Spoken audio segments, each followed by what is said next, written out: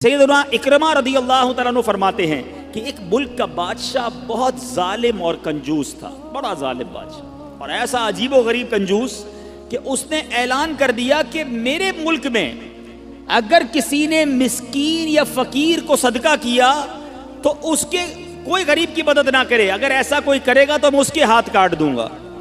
یعنی خود غریب کی مدد بھی نہیں کرنی اور پورے ملک میں بھی کوئی غریب کی مدد نہ کرے۔ بڑا عجیب و غریب اعلان تھا۔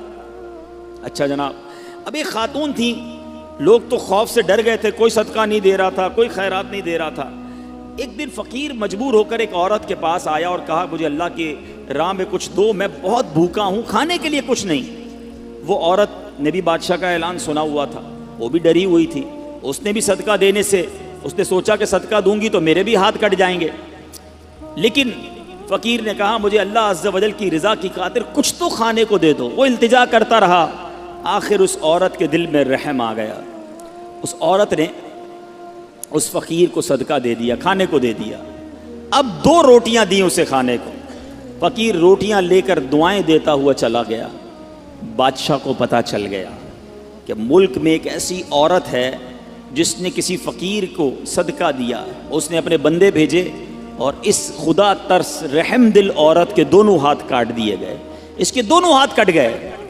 اب میٹھے اسلامی بھائیوں، کچھ عرصے کے بعد بادشاہ نے اپنی والدہ سے کہا کہ مجھے اپنی مملکت کی سب سے حسین لڑکی سے شادی کرنی ہے۔ اس کی ماں نے جب معلومات کروائی تو پتہ چلا پورے ملک میں ایک لڑکی سب سے زیادہ حسین ہے، مگر اس میں ایک خامی یہ ہے کہ اس کے دونوں ہاتھ نہیں ہیں۔ اس نے بادشاہ سے کہا، بادشاہ نے لڑکی کو دیکھا، اسے پسند آئی، اس سے شادی کر لی اور وہ عورت اب ملکہ بن گئی۔ جس نے 2 روٹیاں صدقہ کی، ہاتھ کٹ گئے، اب وہ بادشاہ کی زوجہ بن گئی۔ بڑی زندگی آرام سے گزرنے لگی، مگر ایک اور امتحان اس کی زندگی میں باقی تھا۔ پھر کیا ہوا کہ کیونکہ اور بھی اس کی بیویاں تھیں بادشاہ کی، نئی نویلی دلہن کے ساتھ بادشاہ بہت وقت گزارتا، بڑی نوازشات کرتا، دوسری جو بیویاں تھیں وہ حسد کرتی تھیں۔ ایک مرتبہ بادشاہ طویل عرصے کے لیے ملک سے باہر گیا تو بادشاہ کی بیویوں کو اچھا موقع ملا، انہوں نے بادشاہ کو خط میں لکھا کہ تمہارے پیچھے تمہاری جو بیوی ہے، نئی دلہن جو ہے، وہ برے کام کرتی ہے، اس کا کردار اچھا نہیں۔ بادشاہ نے بغیر کسی تحقیق کے حکم دے دیا کہ میری بیوی کو اٹھایا جائے اور جنگل میں پھینک دیا جائے، محل سے نکال کر جنگل میں پھینک دو۔ اب وہ عورت جنگل میں پہنچ گئی، بیابان جنگل تھا، اس کا ایک بیٹا بھی ہو گیا تھا بادشاہ سے۔ اب اتنی دیر میں میرے میٹھے اسلامی بھائیوں، وہ عورت اس جنگل میں نہر میں پانی پینے کے لیے جھکی تو اس کے ہاتھ سے وہ بچہ بھی پانی میں گر گیا، زور زور سے رونے لگی، بچہ بھی پانی میں ہے، دونوں ہاتھ بھی نہیں ہیں، پکارے تو کسے پکارے؟ اچانک 2 خوبصورت نوجوان آئے، انہوں نے کہا آپ کیوں رو رہی ہیں؟ کہا میرا بچہ پانی میں چلا گیا ہے۔ اس نے فوراً اس نوجوان نے آگے جا کر اس بچے کو پانی سے نکالا، کہا اور آپ کو کچھ چاہیے تو بتائیے، کوئی اور آپ کی خواہش ہو تو بتائیے، کچھ اور آپ دعا کرنا چاہیں تو۔ اس عورت نے کہا کہ میرے ہاتھ مجھے واپس مل جائیں۔ ان نوجوانوں نے دعا کی، اللہ تعالیٰ نے دونوں ہاتھ بھی اسے واپس کر دیے۔ اب ان نوجوانوں نے اس عورت کو کہا کہ آپ جانتی ہیں ہم کون ہیں، ہم دونوں کون ہیں؟ تو عورت نے کہا میں تو نہیں جانتی، البتہ یہ معلوم ہے آپ کی برکت سے میرا بچہ بھی مل گیا، میرے ہاتھ بھی واپس آ گئے۔ وہ 2 نوجوان کہتے ہیں ہم تیری وہی 2 روٹیاں ہیں جو تو نے غریب سائل کو دی تھی۔ صدقہ اللہ کی راہ میں خرچ کرنا کب کہاں کام آتا ہے۔ اس عورت کو 2 روٹیوں کے بدلے 20 روٹیاں نہیں ملیں، حضرت رابعہ بصریہ کو 20 روٹیاں ملی تھیں۔ ہو سکتا ہے کوئی کیلکولیشن کرنے والا کہے یار میں 1000 روپے دوں گا 1 لاکھ روپے مل جائیں گے، نہیں ملے، مگر اس کو ہاتھ واپس مل گئے، بچہ واپس مل گیا۔ کیا معلوم مجھ پر اور آپ پر کوئی بلا آنے والی ہو، کوئی مصیبت آنے والی ہو، کوئی بیماری آنے والی ہو، اگر اللہ کی راہ میں صدقہ دیں، کسی غریب کی مدد کریں اور اس کے دل سے دعا نکلے اور اللہ کریم ہم سے وہ مصیبت کو ٹال دے تو اے میرے میٹھے اسلامی بھائیوں، حضرت منصور بن عمار رحمۃ اللہ تعالی علیہ ایک روز واز فرما رہے تھے تو کسی حقدار نے 4 درہم کا سوال کیا۔ کوئی غریب تھا، مسکین تھا، اس نے 4 درہم کا سوال کیا تو آپ رحمۃ اللہ تعالی علیہ نے اعلان کیا کہ جو اس کو 4 درہم دے گا میں اس کو 4 دعائیں دوں گا۔ آپ نے، اللہ کے ولی تھے، آپ نے فرمایا جو اس کو 4 درہم دے گا میں اس کو 4 دعائیں دوں گا۔ اس وقت ایک غلام گزر رہا تھا، خود بھی غریب تھا، مگر اللہ کے ولی کی ایک ایسی شاندار آواز سنی کہ 4 دعائیں ملیں گی، تو اس نے کیا کیا، اپنے پاس اس کے 4 درہم تھے، وہ اس نے غریب کو دے دیے، اس سائل کو دے دیے۔ تو حضرت نے کہا کہ اب بتاؤ کون سی 4 دعائیں کروانی ہیں؟ کہ حضرت پہلی دعا تو کر دیں کہ میں غلامی سے آزاد کر دیا جاؤں، غلام ہوں، غلامی سے میری آزادی ہو جائے۔ نمبر 2، مجھے ان درہم کا بدلہ بھی مل جائے، 4 درہم دے تو دیے، مجھے اس کا بدلہ بھی مل جائے۔ تیسری دعا حضور یہ کر دیں مجھے اور میرے آقا کو توبہ نصیب ہو جائے۔ چوتھی دعا یہ کر دیں کہ میری، میرے آقا کی، آپ کی اور تمام حاضرین کی بخشش ہو جائے۔ 4 بڑی پیاری دعائیں کروا لی اس نے جناب۔ اب آقا کے پاس جب وہ غلام پہنچا تو آقا کہتا اتنی دیر کیوں ہو گئی، کدھر رہ گئے تھے بھائی، کئی کام سے بھیجا تھا، اتنا لیٹ؟ کہتا ہے حضور ایسا ایسا ماجرا ہوا، راستے میں حضرت منصور اللہ کے ولی وہ کہہ رہے تھے جو 4 درہم دے دے میں 4 دعائیں کروں گا، میں نے تو 4 درہم دی اور 4 دعائیں کروا کے آیا ہوں۔ کہا اچھا بتاؤ دعائیں کون سی تھیں، پہلی دعا بتاؤ۔ کہا حضور میں نے پہلی دعا تو کی کہ اللہ مجھے غلامی سے آزاد کر دے۔ آقا کہتا ہے جا تو غلامی سے آزاد ہے۔ پہلی دعا فوراً قبول ہو گئی نا، پہلے آقا کو دعا سنائی، آقا کہتا جا تو غلامی سے آزاد۔ کہا بتا دوسری دعا کون سی کروا کے آیا؟ کہا حضور دوسری دعا میں نے یہ کی کہ جو 4 درہم میں نے دیے ہیں مجھے اس کا بدلہ مل جائے۔ غریب آدمی تھا ظاہر ہے، تو آقا نے کہا کہ میں نے تجھے 4 درہم کے بدلے 4000 درہم دیے۔ ارے بھائی واہ بھائی، تیسری دعا بتا کون سی کروا کے آیا؟ کہا حضور تیسری دعا میں نے کی کہ مجھے اور میرے آقا کو گناہوں سے توبہ کی توفیق نصیب ہو۔ یہ سنتے ہی آقا واقعی آقا تھا، اس کی زبان پر استغفار جاری ہو گیا، کہنے لگا یا اللہ میں اپنے پچھلے سارے گناہوں سے توبہ کرتا ہوں۔ کہا اب بتا چوتھی دعا کیا کروائی تھی؟ کہا حضور چوتھی دعا یہ تھی کہ آپ کی یعنی میرے آقا کی، میری اور تمام حاضرین اجتماع کی مغفرت ہو جائے۔ یہ سن کر آقا نے کہا 3 باتیں تو میرے اختیار میں تھیں، وہ میں نے کر لی، چوتھی میرے ہاتھ میں نہیں ہے، مغفرت کرنا تو اللہ کا کام ہے نا۔ اسی رات آقا نے خواب میں کسی کہنے والے کو سنا کہ جو تمہارے اختیار میں تھا وہ تم نے کر دیا، اور میں ارحم الراحمین ہوں، میں نے تمہیں، تمہارے غلام کو، منصور بن عمار کو اور تمام حاضرین کو بخش دیا ہے۔ کیا بات ہے، کیا بات ہے، سبحان اللہ ہے۔ یہ میرے میٹھے اسلامی بھائیوں، یہ واقعہ جو ہے یہ کتنی زبردست موٹیویشن ہے کہ ہمیں نہیں پتا ہوتا، کسی غریب کی مدد کر کے، کسی محتاج کی مدد کر کے، کسی پریشان حال بندے کی مدد کر کے ہم کبھی کبھی ایسی دعا لے لیتے ہیں کہ ہمیں اندازہ بھی نہیں ہوتا، اور وہ ایسی دعا دے دیتا ہے کہ بگڑی بن جاتی ہے، مشکلیں ٹل جاتی ہیں۔ یہ دعائیں لینے والے بنیے، اللہ کی راہ میں خرچ کریں گے۔ آج واقعی میں صحیح بتا رہا ہوں، تو یہ بعض اوقات ایک کیفیت ہوتی ہے انسان کی کہ جب انسان کسی کی مدد کرتا ہے یا کوئی ایسا کام کرتا ہے جس سے کسی کے دل سے دعا نکلتی ہے، اور یہ تو اللہ کے ولی تھے نا، انہوں نے ہاتھ اٹھا کر یہ 4 دعائیں کی، تو سیکھنے کو یہ ملا کہ بعض اوقات اللہ کی راہ میں خرچ کر کے ہم وہ حاصل کر سکتے ہیں جو برسوں میں حاصل نہیں کر سکتے، وہ نعمتیں، وہ برکتیں حاصل ہو جاتی ہیں، وہ پریشانیاں دور ہو جاتی ہیں۔ کیونکہ روایتوں کا مضمون ہے کہ صدقہ بیماریوں کو ٹالتا ہے، صدقہ برائی کے 70 دروازے کو بند کرتا ہے، صدقہ بلا کو نیچے نہیں اترنے دیتا۔ ایک بڑی بات یاد رکھیے گا، ہمیں نہیں پتا ہوتا، ہم صبح اٹھتے ہیں مثال کے طور پہ اور کوئی بلا آنے والی ہوتی ہے، حدیثوں کا مضمون ہے جب انسان صدقہ دیتا ہے نا تو بلا اوپر سے اترتی ہے، صدقہ جا کے اسے روک لیتا ہے، انٹرسیپٹ کرتا ہے، اور یہ لڑائی جاری رہتی ہے، صدقہ بندے پر بلا اترنے نہیں دیتا۔ اب بعض اوقات کیا ہوتا ہے، کئی لوگ ہوں گے جو بیانات بھی سنتے ہیں، کتابوں میں بھی پڑھتے ہیں کہ اللہ کی راہ میں 1 خرچ کرو 10 ملتا ہے۔ اب وہ ہو سکتا ہے مسجد میں ڈبے میں 100 روپے ڈالیں اور شام دکان پہ انتظار کر رہے ہوں کہ ابھی تک 1000 روپے بنے نہیں ہیں۔ مولانا صاحب نے تو کہا تھا 1 کا 10 ہو جائے گا، کسی فقیر کو 10 روپے دیے انتظار کر رہے ہیں، 100 روپے کہاں ہے بھائی، ملٹی پلائی بائی 10 ہو کے ملنا چاہیے تھا۔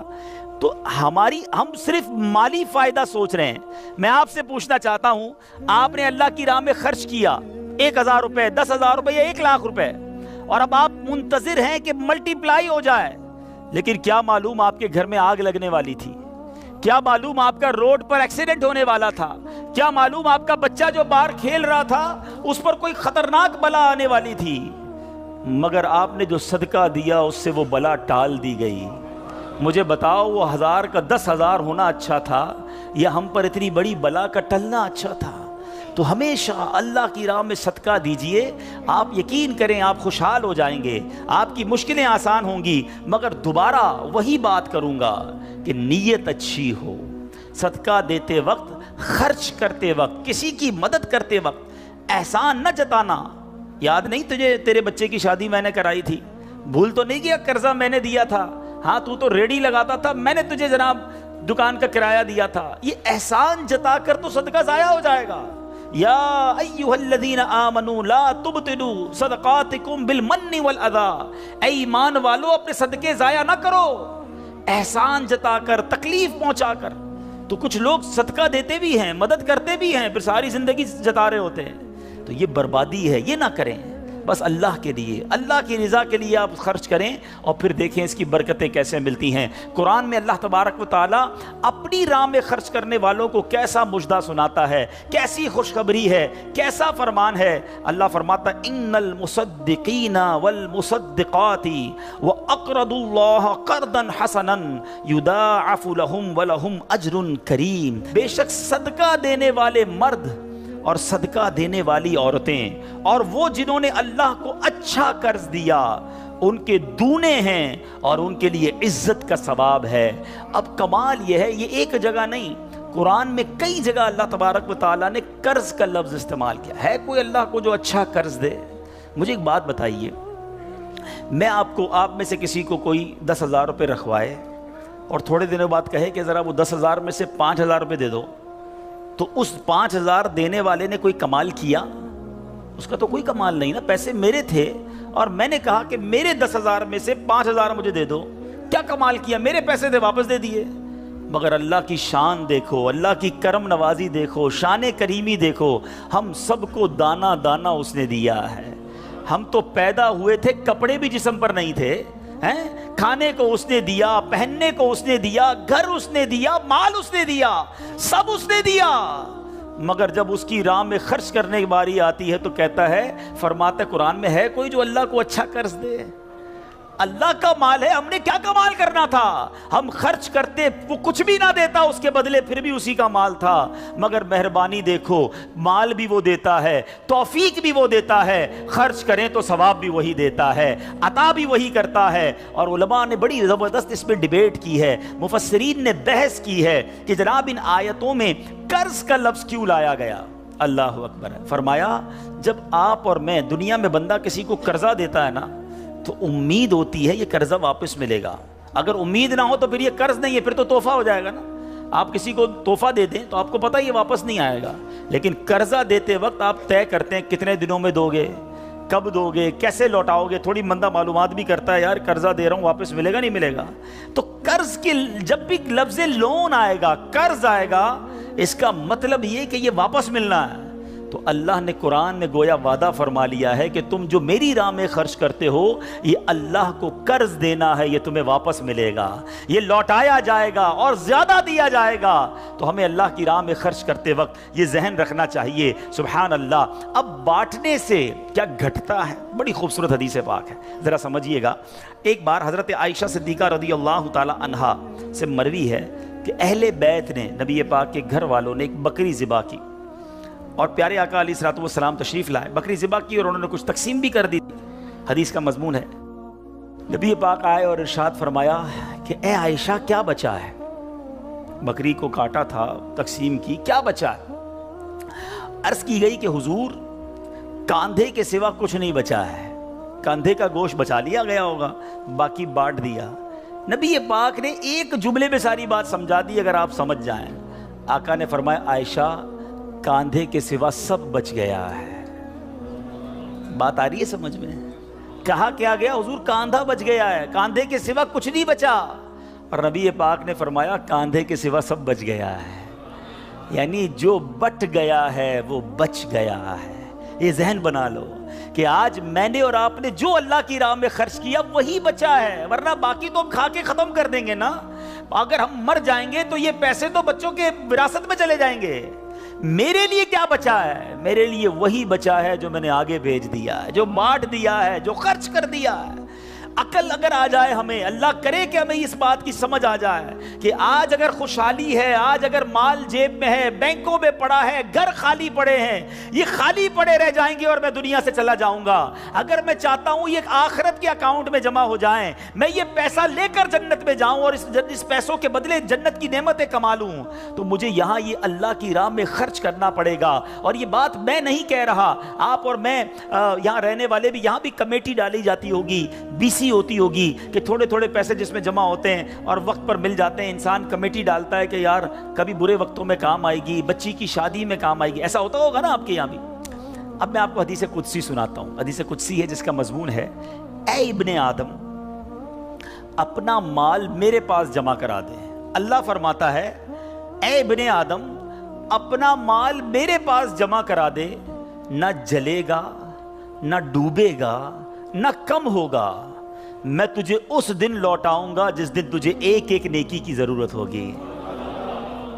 سیکیورٹی ڈپازٹ، یہ بعض اوقات جو مسجد میں ہمارے آگے سے ڈبہ جاتا ہے نا، یا کبھی کوئی اسلامی بھائی جھولی لے کے بیٹھے ہوتے ہیں، یہ جب جیب سے آپ پیسے نکال کے ڈالتے ہو نا، اس وقت ذہن بناؤ کہ یہ جا نہیں رہا، یہ جمع ہو رہا ہے میرے آخرت کے اکاؤنٹ میں، اور ڈال دوں یار، ابھی آج کل پیسے اچھے ہیں، تھوڑے اور ڈال دوں، جمع ہو جائے، ادھر ملے گا۔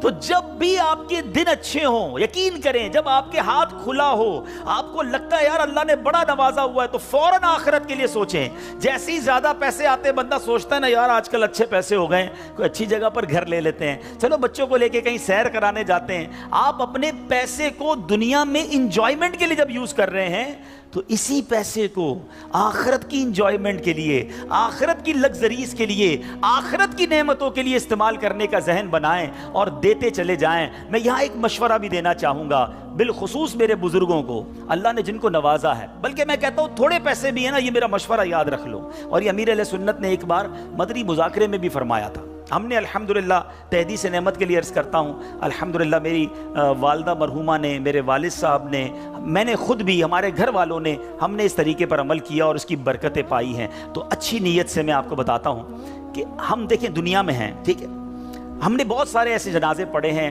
ایسے سویم میں بھی گئے ہیں، 40ویں میں بھی گئے ہیں، اور جا کے ہم نے مرحوم کے بچوں کو کہا ہے کہ دیکھیں آپ کے ابو جان چلے گئے دنیا سے، کروڑوں روپے چھوڑ کر گئے ہیں، آپ کے ابو نے کتنا کیا آپ کے لیے، اب آپ اپنے ابو کے لیے کچھ کیجئے، کوئی مسجد بنائیے، کوئی مدرسہ بنائیے، کوئی کنواں کھدوائیے، اپنے والد کو ثواب پہنچائیے۔ تو وہ بیٹا جس کے لیے باپ نے زندگی گزار دی، کروڑوں اربوں روپے چھوڑ کر گیا، وہ کہتا ہے ابھی تو ہاتھ بڑا ٹائٹ ہے، تو ابھی بعد میں کریں گے، تو بعد میں دیکھ لیں گے، اور ہم دیکھتے ہیں اس کے بعد مرحوم کے لیے بظاہر کچھ نہیں کیا جاتا۔ تو آج مجھے اور آپ کو اپنی فکر خود کرنی ہے۔ اگر آپ نے پیسے کمائے ہیں نا، آپ نے مکان بنائے ہیں، آپ نے جائیدادیں بنائی ہیں، تو اپنی فکر خود کیجئے۔ اس کے دو طریقے ہیں۔ ایک طریقہ، اپنی زندگی میں ہی انہوں نے ماشاءاللہ یہ مسجد بنا دی، مدرسہ بنا دیا، بہت اچھی بات ہے، یا تو یہ کر لیں، اور اگر یہ نہیں کر پا رہے تو دوسرا طریقہ بتاتا ہوں جو بڑا آسان ہے، وہ یہ ہے کہ انسان کو شریعت نے یہ اختیار دیا ہے کہ آپ اپنی وصیت کر جائیں، اور وصیت میں 30% آپ وصیت کر سکتے ہیں کہ آپ کے چھوڑے گئے مال میں سے 30% کسی نیکی کے کام میں خرچ کر دیا جائے، آپ کے لیے صدقہ جاریہ کے لیے خرچ کر دیا جائے۔ بھائیوں والا مشورہ ہے، آپ عمل کریں نہ کریں، کہ اگر زندگی میں یہ وصیت کر دیں کہ میرے مرنے کے بعد جو بھی میرا مال بچے گا اس میں سے 30% جو ہے وہ دعوت اسلامی کو یہ کہہ کر دیا جائے کہ میرے لیے صدقہ جاریہ کے لیے مسجد، مدرسہ، جامعہ، کوئی ایسا کام کر دو کہ قیامت تک مجھے ثواب ملتا رہے۔ مجھے بتاؤ، مرنے کے بعد آپ کا مال 70% تو بچوں کے لیے بچے گا نا، 30% تو اپنے ساتھ لے جاؤ، اپنی جنت بنا لو۔ ورنہ ہوتا یہ ہے کہ ساری زندگی والد نے محنت کی، محنت کرتے کرتے بوڑھا ہو گیا، لاکھوں کروڑوں روپے کی جائیدادیں چھوڑ کر گیا، اور مرنے کے بعد خاندان میں کوئی ایصال ثواب، کوئی خرچ کرنے کے لیے تیار نہیں ہے۔ تو دو چیزیں یاد رکھیں، ایک تو زندگی ہی میں اپنے لیے ثواب جاریہ والے کام کر لیں۔ اللہ کی رحمت سے دعوت اسلامی ساری دنیا میں مسجدیں بنا رہی ہے، ماشاءاللہ ایسے کئی کام ہو رہے ہیں جو قیامت تک چلنے والے ہیں۔ آپ اپنی زندگی میں اپنے لیے وہ کام کر لیجئے، اور اگر ایسا نہ بھی کر سکیں اور کر بھی لیا ہو تو وصیت کرنے میں تو کوئی حرج نہیں ہے کہ مرنے کے بعد تو میرا مال میرے پاس رہنا ہی نہیں ہے، تو کیوں نہ وہ میرے ساتھ جنت میں مجھے کام آ جائے۔ اور آج بھی صدقہ کیسی کیسی پریشانیوں اور بیماریوں کو دور کرتا ہے. اللہ اکبر. ایک اور ایمان افروز واقعہ سناتا ہوں کہ ایک بار حضرت عیسیٰ علیہ نبینا علیہ السلام کے زمانے میں ایک دھوبی تھا جو لوگوں کے کپڑے آپس میں تبدیل کر دیتا تھا. یعنی لوگوں کے کپڑے ملا دیتا. لوگ بڑے پریشان تھے اس سے. تو لوگوں نے حضرت عیسیٰ علیہ السلام کو اس کے متعلق بتایا. تو آپ نے اللہ عز و جل کی بارگاہ میں دعا کی کہ اے اللہ اس کو ہلاک فرما دے. اللہ کے نبی نے ایک ایسے شخص کے لیے دعا کی کہ یا اللہ اس کو ہلاک کر دے, تیرے بندے اس سے بڑے پریشان ہیں. ایک روز وہ دھوبی بالکل اسی معمول میں نکلا. اس کے پاس 3 روٹیاں تھیں. ایک سائل آیا, ایک فقیر آیا اور اس نے کہا کہ اللہ کے لیے مجھے روٹی دے دو. تو آپ نے اس دھوبی نے ایک روٹی اس سائل کو دے دی. سائل نے دعا دی کہ اللہ تعالیٰ تجھ سے آفات سماویہ کا شر دور کر دے, آسمانی بلاؤں کو دور کر دے. دھوبی بڑا متاثر ہوا, بڑی پیاری دعا دی. ایک اور روٹی بھی دے دی. اس سائل نے دعا دی کہ اللہ تعالیٰ تجھے جملہ آفتوں سے محفوظ رکھے. اس نے تیسری روٹی بھی دے دی. اب اس سائل نے دعا دی اللہ تجھے توبہ کی توفیق عطا فرمائے. اب اس دوران ایک بڑا سانپ اس کی گٹھڑی میں داخل ہو چکا تھا, کیونکہ حضرت عیسیٰ نے دعا کی تھی اس کو ہلاکت کی. ایک بڑا سا سانپ جو ہے اس کی کپڑوں کی گٹھڑی میں داخل ہو چکا تھا. جب دھوبی نے کپڑے لینے کا ارادہ کیا تو اس سانپ نے اسے ڈسنا چاہا. ایک فرشتے نے اسی وقت سانپ کو لوہے کی لگام ڈال دی اور دھوبی سلامتی کے ساتھ واپس آ گیا. لوگوں نے حضرت عیسیٰ علیہ السلام سے کہا کہ یا روح اللہ, آپ نے دعا کی تھی, یہ بندہ تو ایسے ہی ہٹا گھٹا گھوم رہا ہے, بالکل ٹھیک, کچھ مسئلہ ہی نہیں ہوا اس کے ساتھ, سلامت. تو آپ نے اس دھوبی کو بلایا, بتا تو نے کون سی ایسی بھلائی کی ہے, میں نے تیری ہلاکت کی دعا کی اور تو بالکل سلامت گھوم رہا ہے.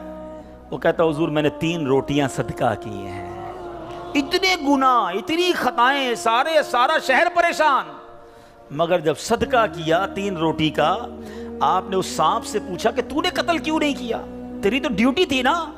تو سانپ کہتا ہے اے اللہ کے نبی, اللہ نے آپ کی دعا تو قبول فرما لی, مجھے ہلاک کرنے کے لیے بھیج بھی دیا, مگر جب اس دھوبی نے ایک سائل کو صدقہ دیا تو ایک فرشتے نے مجھے لوہے کی لگام ڈال کر روک لیا. اب وہ دھوبی بھی سارا واقعہ سن رہا تھا کہ اتنے گناہ ہیں, سامنے ایک چھوٹا سا صدقہ کیا, میری ہلاکت رک گئی. اس دھوبی نے بھی توبہ کر لی, اپنے گناہوں سے تائب ہو گیا. کیا سیکھنے کو ملا؟ صدقہ بلاؤں کو ٹالتا ہے, صدقہ مصیبتوں کو ٹالتا ہے, صدقہ عمر میں برکت لاتا ہے. ایک بار حضرت داؤد علیہ نبینا علیہ السلام کے پاس ایک شخص تھا اور وہ حضرت ملک الموت آئے اور اس کو بڑا گھور کے دیکھنے لگے. تو تھوڑی دیر کے بعد ملک الموت تو چلے گئے. تو آپ نے اس شخص نے کہا کہ حضور یہ کون تھا جو مجھے گھور رہا تھا؟ آپ نے کہا ملک الموت تھے. ملک الموت سے پوچھا کہ تم کیوں گھور رہے تھے؟ کہا کہ یہ بندے کی اب 3 دن زندگی رہ گئی ہے, اب 3 دن کے بعد یہ دنیا سے چلا جائے گا. تھوڑے دن ہوئے تو وہ بندہ گھوم رہا ہے, پھر رہا ہے آپ کے سامنے. ملک الموت آیا, آپ نے کہا تم نے تو کہا تھا 3 دن میں اس کی روح قبض کرنی, یہ تو بالکل ٹھیک ہے, کوئی مسئلہ ہی نہیں. کہا حضور 3 دن ہی باقی تھے, میں نے روح قبض کرنے پہنچنا تھا. جس دن پہنچنا تھا اس دن یہ بندہ گھر سے باہر نکلا. ایک غریب نے صدا لگائی, ایک فقیر نے پکارا, اس نے 20 درہم اس کو دیے. اس فقیر نے اس کو دعا دی, اللہ نے وہ دعا ایسی قبول کی کہ ہر درہم کے بدلے اس کی عمر میں 1 سال کا اضافہ فرما دیا. 20 سال عمر بڑھ گئی ہے اس کی. اب ذرا سوچئے میٹھے اسلامی بھائیوں, ایسے کئی واقعات ہیں, کئی باتیں بتا دی جاتی ہیں, کئی باتیں پتہ نہیں ہوتی. ہو سکتا ہے ہماری بھی آخری وقت آنے والا ہو, اللہ نے کسی کی دعا سے بڑھا دیا ہو, ہمارا بھی کوئی برا وقت آنے والا ہو, کوئی اللہ نے نیکی کروا دی, ہم بچ گئے ہوں. تو کرتے رہا کرو نیکی, جچاؤ نہ, دکھاؤ نہ, بتاؤ نہ, کرتے رہا کرو. اللہ کریم ہے, وہ نیکوکاروں کا اجر ضائع نہیں کرتا, وہ ضرور عطا فرماتا ہے. اور کیسے عطا فرماتا ہے؟ ایسے ایسے واقعات ہیں کہ سنے تو ایمان تازہ ہو جاتا ہے. مثال کے طور پہ حضرت سیدنا حبیب عجمی رحمۃ اللہ تعالی علیہ کے دروازے پر ایک سائل نے دستک دی. تو آپ کی زوجہ محترمہ جو ہے وہ آٹا گوندھ کے رکھا تھا اور پڑوس سے آگ لینے گئی تھی. پہلے زمانے میں لکڑی وغیرہ آگ کے لیے لینی ہوتی تھی. آٹا گوندا ہوا تیار تھا, آپ نے وہی آٹا اٹھایا اور اس سائل کو دے دیا. آپ کی زوجہ آئیں کہ آٹا کدھر گیا؟ کہ غریب آیا تھا, اس کو ضرورت تھی, میں نے گوندا ہوا آٹا دے دیا. بولے بہت اچھا کیا, مگر ہم نے بھی تو کھانا ہے نا, ہمارے لیے تو کچھ نہیں چھوڑا, آپ نے سارا ہی دے دیا. اب تھوڑی دیر ہوئی, تو کیا ہوتا ہے کہ دروازے پر دستک ہوتی ہے، ایک بندہ ایک بہت بڑا تھال لے کر پکی ہوئی روٹیاں بھی لاتا ہے اور سالن بھی لاتا ہے. آپ اپنی زوجہ سے کہتے ہیں دیکھ لو دیا آٹا تھا، روٹیاں بھی پک کے آ گئیں، ساتھ سالن بھی آ گیا ہے. تو یہ بلیف ہوتا تھا، اللہ والوں کا یقین ہوتا تھا کہ یہ خرچ کیا ہے یہ ملنا ہی ملنا ہے. اللہ کرے کہ ہم اللہ کی راہ میں بس خرچ کرنے والے، صدقہ دینے والے، اللہ کی راہ میں دل کھول کر خرچ کرنے والے بن جائیں. ڈھونڈیے آپ کے پڑوس میں کوئی پریشان ہوگا، تلاش کیجئے آپ کے رشتہ داروں میں کوئی غریب پریشان ہوگا، آپ کے دوستوں میں پریشان ہوگا. اچھا ایک اور بات بتاؤں، جو واقعی صحیح معنوں میں سفید پوش ہوتے ہیں نا، وہ بولتے نہیں ہیں کسی کو. آپ کہیں گے یار کسی دوست نے تو کچھ مدد مانگی ہی نہیں ہے، رشتہ دار تو کوئی آیا ہی نہیں گھر پہ، پڑوسی نے تو کبھی کچھ نہیں کہا. وہ کہیں گے نہیں. آپ ڈھونڈیے، تلاش کیجئے. جنت میں گھر چاہیے نا. مثال دیتا ہوں، آپ کو کوئی یہ کہے کہ جناب کسی پریشان حال کو ڈھونڈ کر 1000 روپے دو اور اس کے بعد فلاں بینک سے 1 لاکھ روپے لے لو، تو پھر پریشان حال فوراً مل جائے گا. سیدھا سیدھا ابھی ڈھونڈتا ہوں جناب 1000 کیوں، 2000 دوں گا تو 2 لاکھ نہیں ملیں گے. تو بندہ یہ کہے گا نا. تو آپ کو سامنے نفع نظر آئے تو سب پریشان حال بھی مل جائے گا. اللہ کے بندوں جنت میں محل کا وعدہ ہے، ڈھونڈیے نا. آپ کے غریب رشتہ دار پریشان ہوں گے، کسی کی بچی کی شادی ہونے والی ہوگی، کوئی بیچارہ گھر میں اچھا کھانا نہیں کھاتا ہوگا، چلے جائیں اس کے گھر اور اس کی کچھ مدد کر کے آئیں. اور ایک اور بات بھی بتا دوں، بعض اوقات جب یہ پریشان حالوں کی پریشانیاں دور کرنے کی بات ہوتی ہے نا، تو بندہ سمجھتا ہے یار یہ پیسے سے ہی دور ہوگی، میں تو ہوں ہی غریب. تو یہ بھی نہیں ہے. ہر پریشانی پیسے سے دور نہیں ہوتی. اگر پریشانیوں کا حل پیسہ ہوتا تو دنیا میں کوئی مالدار پریشانی نہ ہوتا. اس کو پریشانی آتی، پیسے خرچ کرتا، پریشانی دور کر دیتا. ایسا نہیں ہے. ہر پریشانی کا مداوا، ہر پریشانی کا سولوشن پیسہ نہیں ہے. آپ کو یہ نہیں کہا گیا کہ جو مالی مدد کرے گا اسے جنت میں محل دیا جائے گا. جو کسی مسلمان کی پریشانی دور کرے، بعض اوقات حوصلہ دینے سے پریشانی دور ہو جاتی ہے، ہمت دلانے سے پریشانی دور ہو جاتی ہے. یار گھبرانا نہیں، میں تمہارے ساتھ ہوں، ٹینشن مت لینا، میں بیٹھا ہوں. بیمار ہے اس کے گھر چلے گئے، تھوڑی دیر اس کے ساتھ بیٹھے، اسے ڈاکٹر کے پاس لے گئے. کسی کا بیچارے کا کوئی معاملہ ہے تو ساتھ جا کر وہ معاملہ حل کروا دیا. یہ کبھی کبھی کچھ اچھے میٹھے بول بھی پریشانی دور کر دیتے ہیں. لیکن ہمیں اچھے بول بھی تو آنے چاہیے، مسکرانا بھی تو آنا چاہیے، حوصلہ دینے بھی تو آنا چاہیے. سیدی اعلیٰ حضرت امام اہل سنت کمال کی بات لکھتے ہیں. آپ فرماتے ہیں شربت نہ دیں نہ دیں، کریں بات لطف سے. شربت نہیں پلانا، نہ پلاؤ، اچھی بات تو کر لو یار. شربت نہ دیں نہ دیں، کریں بات لطف سے. یہ شہد ہو تو پھر کسے پرواہ شکر کی ہے. بعض اوقات مسکرا کر مل لینا بندے کے دکھ دور کر دیتا ہے. چند اچھی باتیں. ہمیں آ کر کوئی کہتا نا یار بڑی بیمار ہوں، پریشان ہوں، اچھا چلو ٹھیک ہے یار اب کل سے ٹائم پہ آ جانا. ارے اللہ کے بندے، اس نے اپنی پریشانی بتائیے، تھوڑا اس سے ہمدردی تو کریں. اچھا کیا ہو گیا، خیر تو ہے، کیسے بیمار ہو گئے، ڈاکٹر کو دکھایا کہ نہیں، میری ضرورت ہے تو بتائیں، کوئی کام ہو تو بتائیں. آپ نے پیسے دیے ان 5 جملوں میں؟ نہیں دیے نا، مگر کیا بتاؤ اس کا درد کم نہیں ہو گیا ہوگا، اس کو حوصلہ نہیں مل گیا ہوگا. یاد رکھو میٹھے اسلامی بھائی، یہ جو الفاظ ہیں نا، ہماری باتیں ہیں، یہ الفاظ زخم پر مرہم کا کام بھی کرتے ہیں اور یہی الفاظ زخم پر نمک کا کام بھی کرتے ہیں.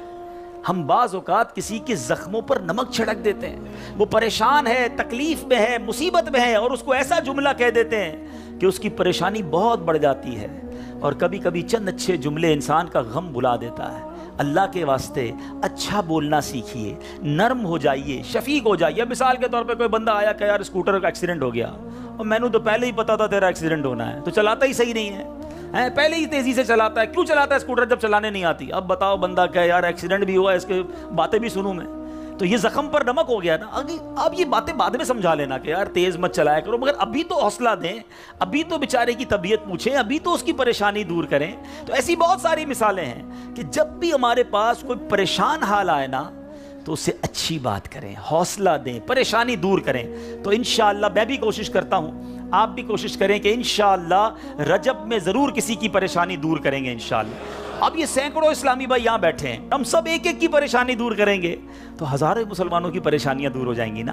یہ اسلام کی بیوٹی ہے، یہ اسلام کی خوبصورتی ہے کہ مسلمان کی مدد کرے، اس کی پریشانی دور کرے. مالی پریشانی ہے تو دور کریں، جسمانی پریشانی ہے تو دور کریں. بعض اوقات فقط مورل پریشان ہوتا ہے، اکیلا ہوتا ہے، تنہا ہوتا ہے، مایوس ہو گیا ہوتا ہے، آپ اٹھا دیں اسے، ہمت دے دیں، وہ اگلا کھڑا ہو جاتا ہے۔ تو ہمیں یہ کام کرتے رہنا چاہیے۔ تو بہرحال آج کے اس مختصر سے بیان میں جو میں نے چند باتیں قرآن و حدیث کی روشنی میں، بزرگان دین کے واقعات کی روشنی میں آپ کو بتائیں کہ اللہ کی راہ میں خرچ کیجئے، دل کھول کر خرچ کیجئے۔